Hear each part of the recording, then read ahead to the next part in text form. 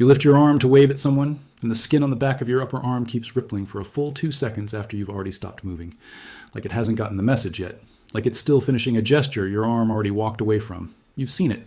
You've felt it. Maybe you've even started avoiding sleeveless tops because of it.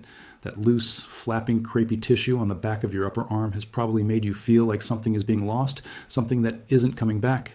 And the beauty industry has spent decades making sure you feel exactly that way, because that feeling is worth $90 billion a year to them. But here's what they are not telling you. What you're actually looking at on the back of your arms is not fat. It is not the unavoidable price of getting older. It is not damage that requires a $1,500 clinic visit, a laser session, or an injectable treatment to fix. What you are seeing is the visible result of a breakdown in your skin's lipid barrier, combined with oxidative damage to the collagen matrix sitting just beneath the surface. And the fix for that, the real, biological, evidence-supported fix, costs less than $2 and sits on the shelf of every grocery store and pharmacy in the country. That fix is castor oil. Pure, cold-pressed, hexane-free castor oil. And before you dismiss that as folk medicine or something your grandmother did, stay with this, because the mechanism behind why this works is not a mystery. It is documented in peer-reviewed dermatological research and has been studied for decades. This is not wishful thinking. This is skin biology, and once you understand it, you will never look at a $60 firming cream the same way again. The beauty industry has built its entire business model on one core belief they need you to hold. That the answer to your skin is always something expensive, always something new, and always something only they can sell you. The moment a single inexpensive ingredient can solve the problem better than their entire product lineup, that model starts to crack. And castor oil, used correctly, is exactly that kind of crack in the foundation. So let's start where the industry never wants to start. The actual biology of what is happening to your skin. Your skin is not one thing. It is not a single sheet of tissue stretched over your body. It is a layered biological system, and each layer has a specific job. The outermost layer, called the stratum corneum, works like a brick wall. The bricks are dead skin cells, and the mortar holding them together is made of lipids. Lipids simply means fats, the natural oils your skin produces to stay waterproof, flexible, and protected from the outside world. When that lipid mortar is healthy and intact, your skin holds onto moisture from the deeper layers, reflects light evenly, and maintains its physical elasticity. You can pinch it, stretch it, wave with it, and it snaps right back. But here's what no firming cream advertisement is going to explain to you. That lipid barrier does not stay healthy on its own forever. It gets depleted, gradually, consistently, and for multiple reasons that are nearly impossible to avoid if you live a normal life. Sun exposure is one, hot showers are another. Harsh soaps strip the lipid layer every single time you use them. The chlorine in tap water is an underappreciated factor. And on top of all of that, as the body ages, oil production from the skin's own sebaceous glands slows down. The barrier that was once effortlessly replenished now requires active support to stay intact. When the barrier becomes depleted, water from the deeper skin layers escapes outward and evaporates before the body can replace it. Dermatologists call this transepidermal water loss. It is a clinical term that sounds complicated but describes something simple. Your skin is leaking the hydration it needs to stay plump, firm, and elastic. And the skin on the back of your upper arms is one of the first and most visible places where this shows up, because that region is a low movement zone. It doesn't stretch and flex the way your hands or forearms do. It sits, and sitting skin with a compromised barrier and inadequate hydration begins to thin, loosen, and hang. But the barrier problem is only part of the story. Beneath it, in the thick middle layer of the skin called the dermis, the real structural damage is happening simultaneously. The dermis is where collagen and elastin live. These two proteins are the architecture of your skin's firmness. Collagen provides the structural scaffold, the rigid framework that keeps skin lifted against the tissue underneath. Elastin provides the snap, the ability to stretch and return to position without deformation. Together, they form something like a spring mattress inside your skin. Push down on it, and it pushes back. Wave with your arm, and it returns to place. When that system is intact, your skin behaves the way it did when you were younger. But collagen and elastin are not permanent. They are proteins, and proteins are vulnerable to damage from molecules called free radicals. Free radicals are unstable molecules generated by sun exposure, pollution, chronic stress, poor diet, and the normal byproducts of cellular metabolism. They attack and fragment the collagen and elastin fibers, breaking down the structural mesh faster than the body can rebuild it. After the age of about 35, collagen production begins declining at roughly 1% per year. That sounds small until you calculate it over a decade. And after 50, particularly in women navigating the hormonal shifts of menopause, the rate of decline accelerates significantly. Estrogen plays a direct role in collagen synthesis. and when estrogen levels drop, the scaffolding underneath your skin loses some of the hormonal support it depended on. The result of all of this happening at once, the barrier breaking down, water escaping, collagen fragmenting, elastin weakening, is exactly what you see when you wave your arm. The industry's answer to this is to sell you retinol, peptides, hyaluronic acid, radiofrequency treatments, and ultrasound tightening. And some of those things have merit in specific contexts, but none of them address the foundational problem at the price of a cup of coffee, and none of them work if the barrier itself hasn't been rebuilt first. You cannot hydrate skin that is leaking faster than you can fill it. You cannot rebuild collagen in a tissue that is chronically inflamed. You have to fix the foundation before anything else can stick. That is exactly what castor oil does, and it does it for a reason rooted in chemistry.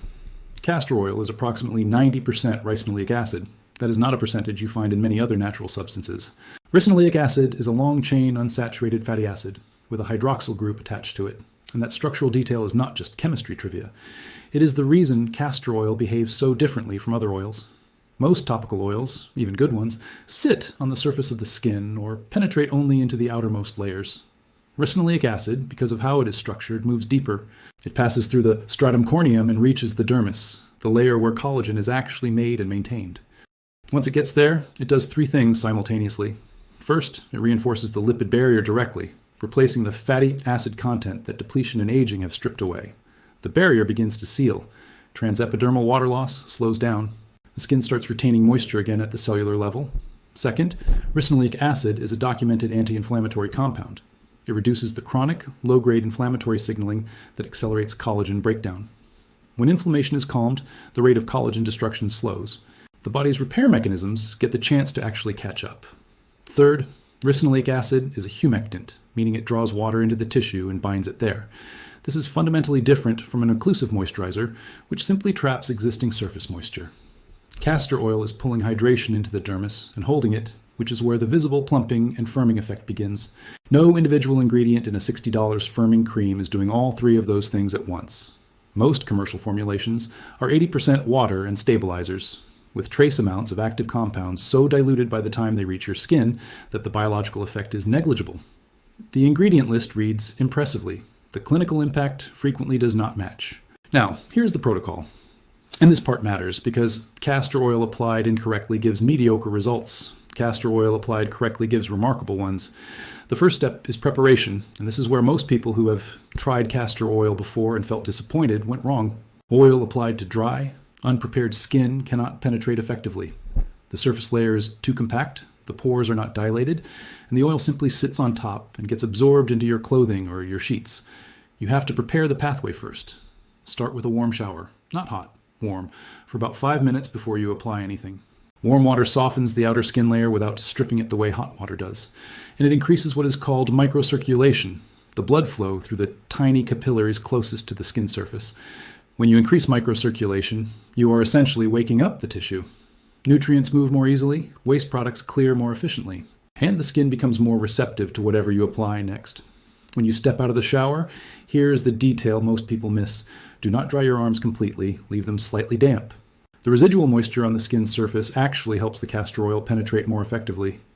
The oil combines with that surface water to form a light, temporary emulsion that carries the ricinoleic acid into the tissue far more efficiently than oil alone on completely dry skin. It seems counterintuitive. It is also how professional-grade topical treatments are designed to be applied in clinical settings. Now take approximately a teaspoon of castor oil into your palm. Rub both hands together for about 10 seconds to warm the oil slightly. Cold oil is thicker, slower moving, and less readily absorbed. Warming it reduces its viscosity just enough to help it spread and penetrate. Then apply it to the back of your upper arm using slow, deliberate upward strokes. Not downward, upward. The direction is not arbitrary. The lymphatic vessels in this region, the fine channels that drain excess fluid from your tissue and carry it toward the lymph nodes in your armpit, run upward. Stroking against gravity toward the armpit supports the flow of lymphatic fluid in the direction it is meant to travel. When lymphatic fluid drains efficiently, the subtle puffiness and waterlogging that builds up in the posterior arm over time begins to clear. And when that fluid clears, the contour of the arm changes. The tissue feels firmer. The visual sag decreases. This is not a cosmetic trick. It is a direct result of improving fluid dynamics in tissue that has been stagnant, sometimes for years. Spend 2 full minutes per arm, not 30 seconds, 2 minutes. That duration matters because ricinoleic acid does not penetrate the skin in 30 seconds. It needs time and sustained mechanical contact to migrate through the layers and reach the dermis. Think of it less like applying a moisturizer and more like conducting a microinfusion. You are working the compound into the tissue, not just coating the surface. The second technique in this protocol is lymphatic sweeping, and it follows the oil application directly. After you have applied the oil with upward strokes, take the flat of your opposite hand and use long, slow, firm strokes to sweep the back of the arm from elbow to armpit. Not aggressive, not fast, firm and deliberate. You should feel the tissue shift slightly underneath your hand with each pass. What this mechanical movement does is twofold. It drives the castor oil deeper into the tissue through manual pressure, improving penetration significantly beyond what passive absorption alone would achieve. And it actively pushes pooled lymphatic fluid toward the drainage points in the armpit. On an arm that has been sedentary and neglected, this area accumulates stagnant lymphatic fluid over time because the posterior arm sees almost no active muscular contraction during daily life. The bicep moves. The tricep area on the back of the arm barely does. That stagnation contributes directly to the soft, pillowy, slightly puffy quality that makes sagging skin look worse than the underlying structural problem alone would explain. Clear the fluid and the contour changes, sometimes visibly within the first few days of consistent practice. This is not the collagen rebuilding. That takes longer. This is simply the fluid drainage catching up, and the improvement it produces is immediate enough that it gives you the motivation to keep going with the rest of the protocol. The third element involves adding intermittent thermal stimulation to amplify what the oil is doing. 3 times per week, after you have applied the oil and performed the lymphatic sweeping, wrap your upper arm loosely with a warm, damp cloth and leave it in place for 10 minutes. Not scalding. Warm. The kind of warmth that is comfortable to hold against your skin for an extended period. Heat causes the capillaries in the skin to dilate. Dilated capillaries carry more blood to the surface. More blood means more oxygen and more nutrients reaching the fibroblasts in the dermis. Fibroblasts are the cells responsible for manufacturing collagen. They produce collagen in response to mechanical signals, nutritional availability, and cellular environment. When fibroblasts receive a surge of oxygen, nutrients, and the active ricinoleic acid from the castor oil, simultaneously, their collagen output is stimulated at a level you cannot achieve with a topical product sitting on the surface without thermal assistance. The warm wrap turns a good topical protocol into a clinically meaningful intervention. You do not do this daily. 3 times per week gives the tissue time to consolidate the gains between sessions. Adaptation in biological systems requires rest intervals. That is true for muscle training, and it is equally true for skin tissue repair. The fourth technique is contrast finishing. After the warm wrap comes off, rinse the arm briefly with cool water for about 15 to 20 seconds. The temperature shift causes the dilated capillaries to constrict rapidly. That constriction pushes the compounds that entered the tissue during the warm phase deeper into the tissue. It essentially locks in what the warming process delivered. It also stimulates a fresh wave of circulation as the body responds to the temperature change, creating one final flush of the tissue before you are done. This alternation between vasodilation and vasoconstriction is borrowed directly from sports medicine recovery protocols and professional spa therapy. The mechanism is the same in all 3 contexts. Alternating the expansion and contraction of blood vessels forces a pumping effect through the tissue, clearing metabolic waste and delivering fresh supply in the same short session. It is elegant, it costs nothing, and it meaningfully extends the benefit of everything else you have done in that session. Now, a note on safety, because this matters. Castor oil is extremely well tolerated by most people, but approximately 1 in 50 individuals has a mild sensitivity to it, typically presenting as redness or a light itch within the first 1 or 2 applications. Before you begin this protocol on your arms, apply a small amount to the inside of your forearm and wait 24 hours. If no reaction appears, you are safe to proceed with the full protocol. If redness, itching, or any discomfort develops, discontinue and consider substituting pure jojoba oil, which shares many of the same barrier-supporting properties through a different fatty acid composition. Jojoba is also well-researched, similarly affordable, and well-tolerated by most people who react to castor oil. Women who are pregnant should consult their physician before using castor oil topically in large quantities. There is a long clinical history of caution around castor oil in pregnancy due to questions about systemic absorption, and erring on the side of caution in that situation is the right call. Something else needs to be said here, because what is happening on the back of your arms is almost never happening only there. The skin is an integrated organ, the largest organ in the human body, and the forces that produce posterior arm laxity, barrier depletion, transepidermal water loss, collagen degradation, lymphatic stagnation, all of these operate systemically. In clinical practice, patients who present with significant arm skin changes almost always show parallel changes in the neck, the inner thighs, the skin below the navel on the abdomen, and the soft tissue just above the knees. These areas share a common vulnerability. They are low movement zones, they get less lymphatic drainage than high activity regions, they have thinner skin and lower oil gland density, and they are rarely targeted for care until the problem is visually impossible to ignore. The castor oil protocol described here works on every one of those areas through the same mechanism and on the same general timeline. The technique is the same. The direction of stroking adjusts for the anatomy, upward on the arms, upward on the thighs toward the groin lymph nodes, upward on the neck toward the jaw. The principle does not change. Now, a layer of this process that almost no commercial product will address, because you cannot put it in a jar and sell it, is what is happening inside your body while you work on the outside. Your skin cannot rebuild its lipid barrier indefinitely from topical application alone if the body is not receiving the raw materials it needs from the inside. The cells that make up the skin's structure are renewed from the inside out, not from the surface in. And the most critical internal input for skin barrier health and collagen maintenance is something the majority of people in modern societies are chronically short on: omega-3 fatty acids. Omega-3s, specifically the forms called EPA and DHA, found most abundantly in fatty fish and high-quality fish oil, are the structural components of cell membranes throughout the body, including in skin cells. When omega-3 levels are adequate, cell membranes are flexible, well hydrated, and resistant to inflammatory damage. When omega-3 levels are low, and research suggests that somewhere between 60 and 80% of adults are consuming insufficient omega-3s relative to the omega-6 fats that dominate modern processed food diets, cell membranes become rigid and fragile, inflammatory signaling increases, and the skin's ability to retain hydration drops measurably. That imbalance between omega-3 and omega-6 fatty acids is a significant and underappreciated driver of the exact collagen breakdown and barrier dysfunction we are talking about. Correcting it is not complicated. 2 servings of fatty fish per week, salmon, sardines, mackerel, herring, provides meaningful omega-3 intake. If fish is not regularly in your diet, a quality fish oil supplement providing at least 1,000 milligrams of combined EPA and DHA daily is a well-supported alternative.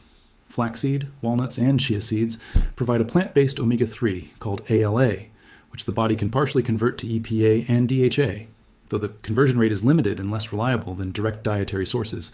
Pair the omega-3 intake with adequate daily water consumption. The general starting point of drinking roughly half your body weight in ounces per day is a reasonable guideline for most people. Skin is not going to retain hydration from topical treatment if the body is systemically dehydrated, because the skin's moisture comes from inside the body first. Topical treatment supports and enhances that hydration from the outside. It cannot fully replace what systemic hydration provides from beneath. These 2 internal inputs, omega-3 fatty acids and adequate water, do not require any specialized product. They require a consistent habit. And when paired with the topical castor oil protocol, they create an environment in which the skin's repair systems are receiving the support they need from both directions simultaneously. Here's what to expect in terms of timeline, because managing expectations, honestly, is important. In the first week of daily application, most people notice a sensory change before they notice a visual one. The skin starts to feel different, denser, less papery and fragile. That early shift is the lipid barrier beginning to rebuild and the superficial tissue rehydrating. It is real progress, but it is not yet visible in the mirror. Between weeks 3 and 6 of consistent daily practice, the visible changes begin to appear. The skin texture smooths. The surface crepiness, that fine tissue paper-like wrinkling, begins to reduce. The contour of the arm starts to look cleaner. This